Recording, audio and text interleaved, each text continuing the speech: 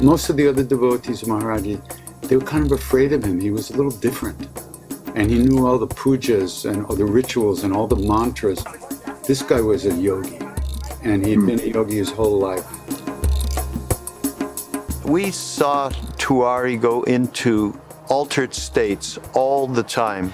And that was one of the most mind-blowing things, because none of us, certainly I never saw anybody go into a state like that. I would travel all around India with Tewari, Mrs. Tewari. I would come to India, we'd go to all these places, we'd do pilgrimage. Whenever we met a Baba or a yogi or a saint, he would look at me and he'd point to Tewari and he said, "You're very lucky to be with this man." And Tewari would just go, you know. He'd come up to me after we'd been talking about one thing or another, and he said, "I gotta help you." And he'd start screwing, the screw was loose here. He'd start screwing it back in.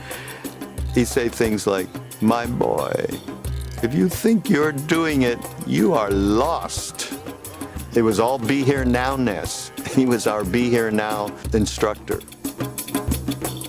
I took him to see an acupuncturist, a Chinese acupuncturist, which was 42nd Street.